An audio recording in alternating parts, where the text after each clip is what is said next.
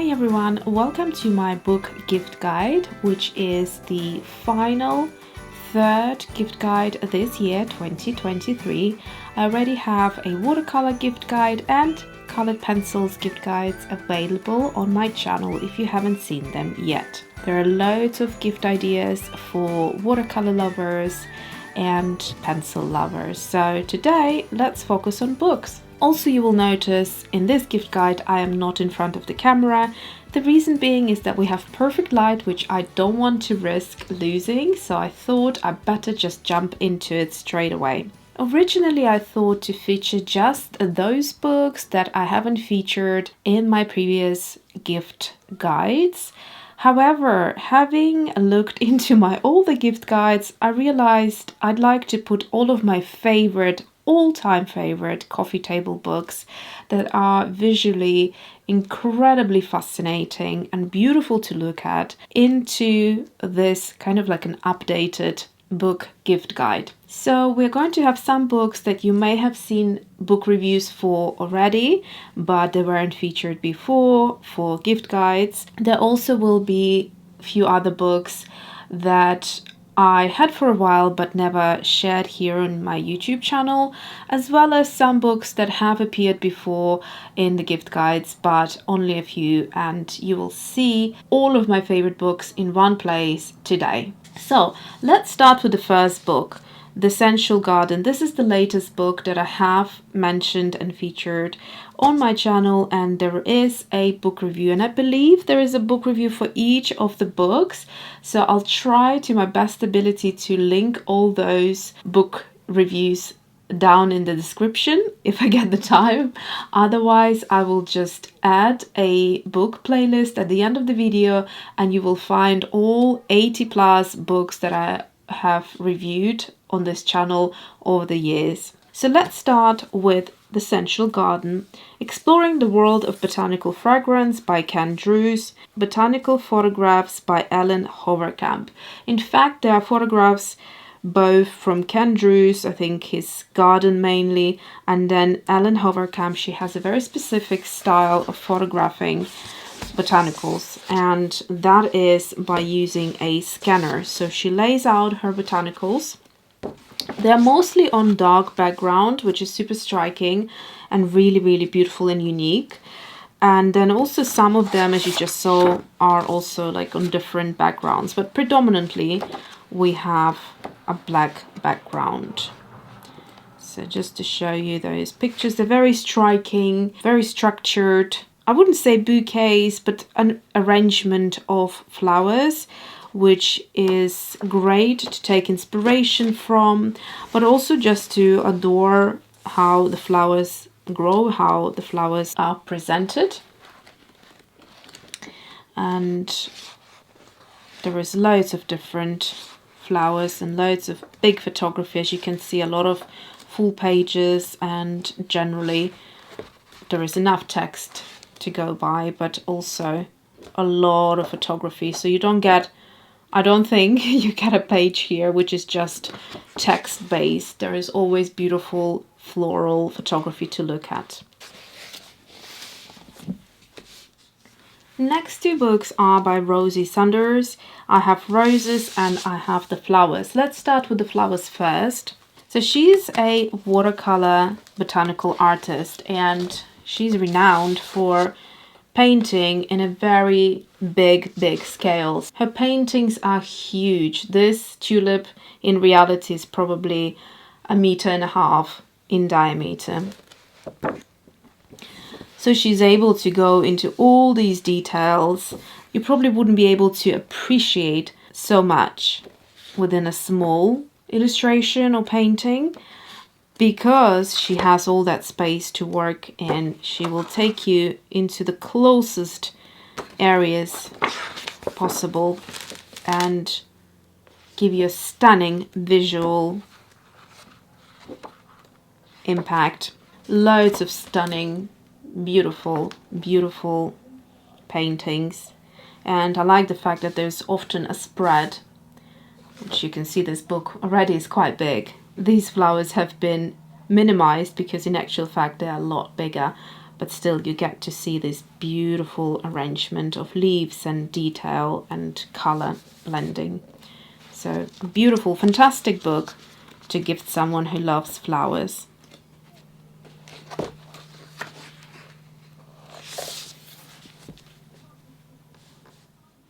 Another great book by Rosie Sunders is The Roses, as mentioned before, and this book focuses just on roses. If you love roses, or if you know someone who loves roses and finds them difficult to paint, I think it's a great book to study, because you have an opportunity to really look into these details of how you layer the multitude of rose petals and just hone in those details and pay attention to them.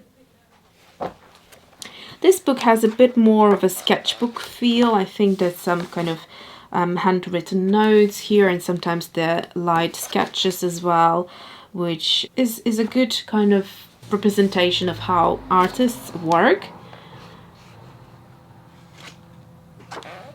And again, you do get also double spreads as well.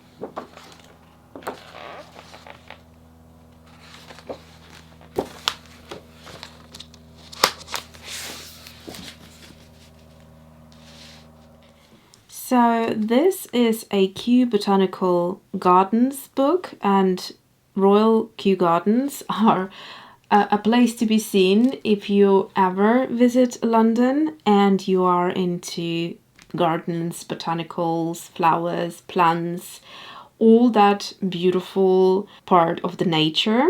Shirley Sherwood is a botanist from Oxford University, and over the years, since the 90s, she has been collecting botanical art, and she put together one of the most important, if not the most important, botanical collection of art. So here we have got the Shirley Sherwood collection, Modern Masterpieces of Botanical Art. So it gives us an opportunity to look inside that collection that has been happening over 30 years, and we will be introduced to a multitude of different botanical artists from different parts of the world.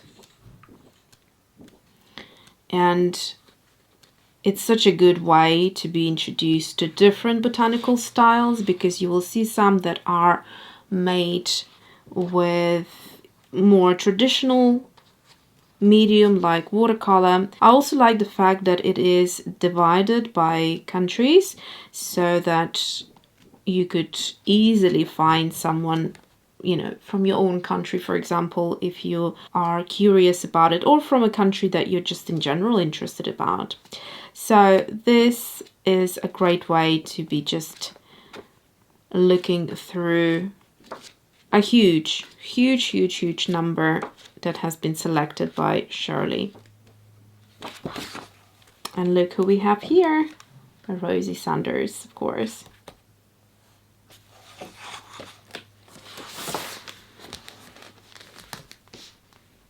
I like the fact that it comes with a little bookmark, so that if you get a little bit tired over the Christmas, you can just bookmark a page and then come back to it at some point later.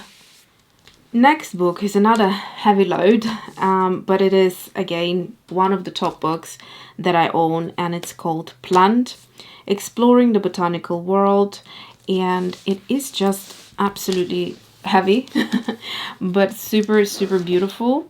And I'll try to just show you some examples. Again, this is a collection of botanical art.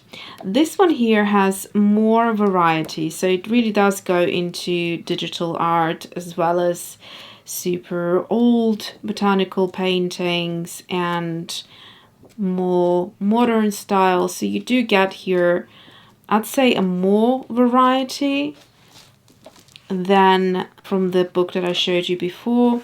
Some really interesting as well arrangements, like this one is kind of really unusual for botanical art. So for example, there's some fruit and vegetables that are being hung up, and then we have some that are just laid. So the composition is very interesting. So yeah, if you want slightly less traditional maybe and have a more variety, then this book could be better suited. It's also very interestingly presented with the cover, and it's gorgeous. It's just a black cover at the end. Final botanical art book is Flora, and it's a DK book, which you know I love, but it's also in collaboration with Kew Royal Botanical Gardens. So we have Flora Inside a Secret World of Plants. And this one is an encyclopedia that combines paintings as well as photography. So you will get an occasional illustration, painting, and you also will get some stunning close-up photography. And this is what I love about DK books. So DK put together with Kew Gardens. Of course, it's going to be a stunning collaboration, and that's what we have here. So another fantastic book to have. Let's move on to art books. So these two books are something that are designed to be cut up and cut out and have fun with. So I thought I'll feature these because they are really beautiful, or they rather have really beautiful imagery that can be worked with, and you can create art with it. So I think, you know, during Christmas, when things slow down a little bit and some of us just pick up on a new hobby or a new craft, this is something you could try if you haven't yet. It's really satisfying to create your own collages. So we've got the Extraordinary Things to Cut Out and Collage by Maria Rivens, and this one has over 1,500 images, and basically they have a like an off-white, like buff titanium color outline that you can just cut around and use in your sketches, and the imagery is beautiful. I'm kind of worried to cut these up because they're just so beautiful, but yeah, I totally want to make some nice collage art when I'm ready. I want to buy some canvases and just go to town with it. I have created some pretty remarkable collages in my life before I got into watercolor, and I have gifted them, but I do love them. In fact, maybe I should show you one. So here's a piece I created, and this is quite interesting because I created it before I had my son, and obviously I didn't know I would have a son, but when I was making this, I had in mind that this would go into my child's bedroom when I have a child. So, and then we have a boy here on a kind of rocking chicken thing. And yeah, it's very kind of futuristic pop art. So I really kind of do love that style where you put a lot of thought, and it's not just about sticking paper, but it's about creating art. And yeah, there's a lot of I guess a lot of thoughts in this piece, but there you go. And I just created it on one of those Winsor & Newton artist canvas boards, and I tend to like either a board or a full-on canvas that has a nice thick frame to it as well, because I think just looks so good. All right, so let's move on to the next one. Cut up this book and create your own wonderland. Hundreds of collage images inside, and this is another great book, basically very similar in the sense of the outline, and it's got some larger images as well. So if you wanted to work on larger scale, and you can create so many different styles. So here there is more vintage images, animals as well, and birds, mushrooms, of course.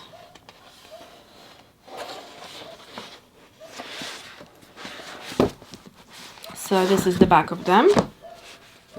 Another fantastic DK book is Artists, Their Lives and Works, and it's by Ross King. So it's going to be, of course, that encyclopedia style look of a book. You can see beautiful photo here of brushes and paints, and it just goes through different artists, the history of paintings, and also tells you like a mini biography of the artist, what they were known for, maybe how they started and how things were back then for them, as it wasn't as easy maybe with all the pigments that were quite rare and expensive at that time, and it was the time when the tube hasn't been invented yet, so painters had to carry pre-mixed paints that they would mix with different animal products, and they would carry them in the animal bladders to maintain them in that sort of wet state. So yeah, it wasn't as easy as now, as we have tubes and we have pans and all sorts of things. So good thing to look into that. And then it goes as far as we go into, I'm just trying to see how modern it gets. The final one is Takashi Murakami. The artist was born in 1962. So you do get some modern pieces here as well. Not too many, but I guess the usual. Andy Warhol, Pollock, and all that kind of thing. So if you're interested in learning about artists, or you think you know someone who would be, then this is a great book to gift. Let's shift gears and move on to all things fashion. So we're going to have a makeup, like a story history of makeup book. Then we're going to have fashion photography, and then we're going to finish with 2 fashion illustration books. Here we have Face Paint, and I don't think I ever mentioned this book on my channel, but it's by Lisa Eldridge. For those of you who love beauty and makeup, then you will be very familiar with her name. She is a renowned makeup artist, and she's British. Fun fact, this was years and years ago when I used to work for beauty PR. I recreated one of her looks that she did. I can't quite remember. It was a smoky eye. It was like a celebrity look that she did. And I tagged her on my Instagram. And when she liked it, I was just beaming with like excitement that Lisa Eldridge liked my recreation of her beauty look. So that was a thing. So I thought I'll just throw it in there for you. Lisa is a great lover of beautiful makeup and the history of it. In fact, she actually has like a museum, I think, or definitely, I'm not sure where she's keeping it, but she has a big stash of vintage makeup from all sorts of years, dating back many years, when makeup used to be a forbidden kind of sin type of thing. And starting with Queen Victoria, who was quite against the idea of a made-up face. So women at that time were doing their beauty looks just to look completely natural, and God forbid someone would catch them, you know, apply any makeup. So makeup would be hidden into all sorts of things, like a handle of an umbrella or a walking stick, all sorts of things, or even jewelry, so that a woman could, you know, disappear in a bathroom somewhere and in her own privacy apply a little bit of powder, a little bit of blush, which was barely noticeable. And so all these things I've learned from watching her talk about her fantastic knowledge and obviously she has a channel on YouTube, and she created so many beautiful looks, and not just very editorial and dramatized looks, but also day-to-day looks as well that we can enjoy as women, and you know, be put together and look nice. So I've learned a lot from Lisa Eldridge personally. If you ask me ever where my makeup knowledge came from, Lisa Eldridge definitely was someone who I learned from, like 90% of what I know about makeup today. So great book for someone who would be enjoying that sort of a thing, but as well as if you like to illustrate, you know, in my channel we are illustrating girls' faces, and the makeup inspiration could be taken from this book quite easily. It's got some lovely looks here. In terms of the size of the book, I think this is the smallest book. It feels light compared to the other books, although it's a good sized book. As you can see, it's not small compared to my hand, but you will see what I mean when I pull out the next book. Okay, so this, on contrary, is probably my largest books, and it's by Maria Testina, and it's called Portraits. It's a beautiful, quite special book that houses Maria Testina's fashion photography, and predominantly it's focused on portraits. So you're going to have famous people, actors, singers, and everyone here. So some of his iconic photography is visible here, and even Diana.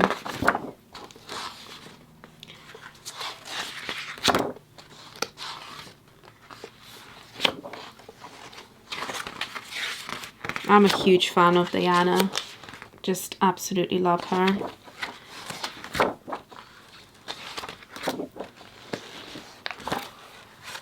And of course we'll get a great deal of the fashionable parties and what goes on. Here's of course Vivienne Westwood, who's no longer with us, as well as Alexander McQueen.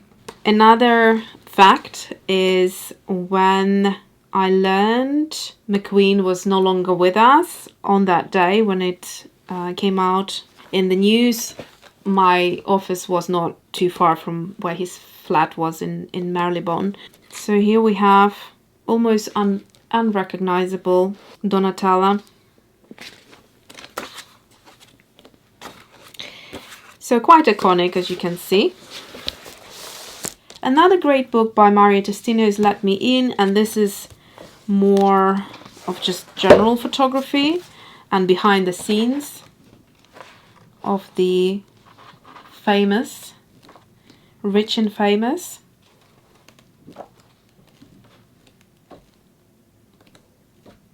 So there's some fun shots, not just the kind of the editorial, but like real life shots that Maria Testina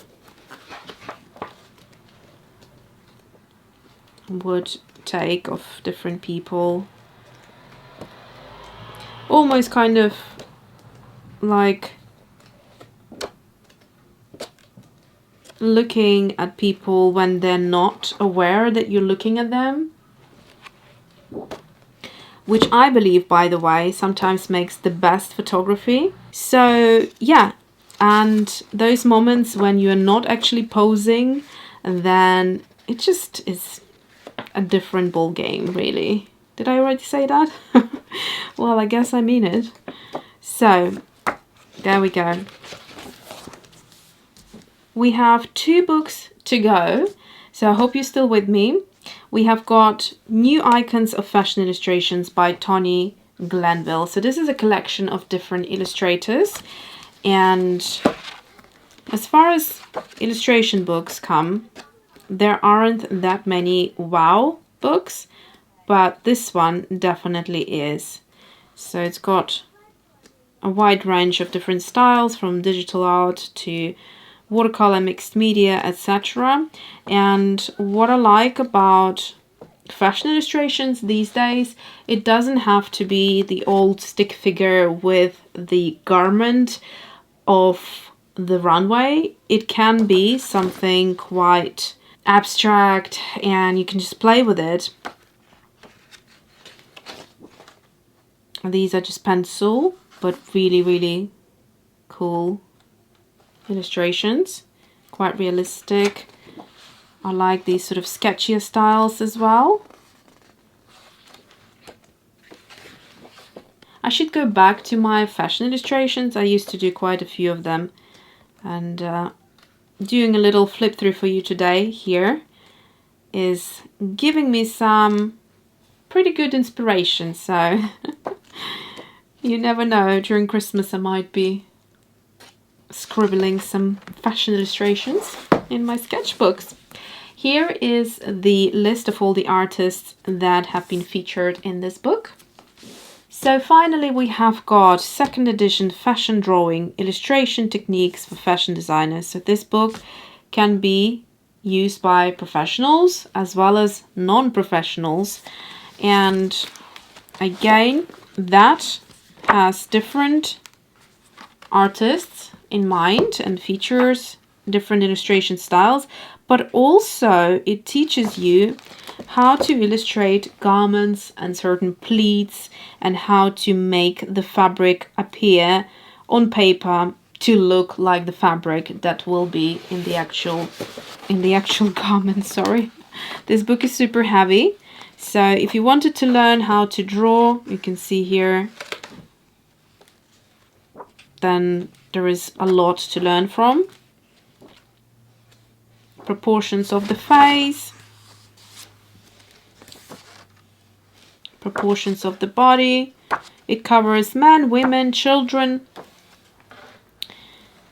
and you can do a lot of studying from this book, as well as just having a fantastic coffee book to look at. I mean, it's a good starting point for a conversation. If you ever get sort of one of those, you know, awkward silence moments during Christmas and you need to entertain people, just pull out this book and kind of start talking about fashion.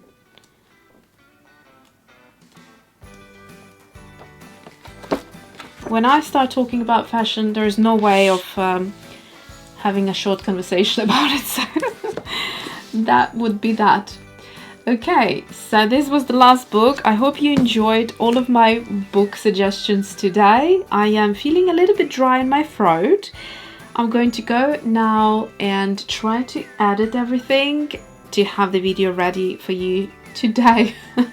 Wish me luck, and I hope you enjoyed this video. Please show some support by liking and commenting, as it did take me quite a bit of time to put this gift guide together. The books are super heavy. I can't even imagine how many kilograms this whole stack of books is. It is huge, heavy and cumbersome. So thank you for watching. I hope you have a fantastic festive season and you're getting in the mood and your tree is ready or not, whichever way you like to celebrate your Christmas. That's it from me for today, and I will see you next time. Thanks for watching.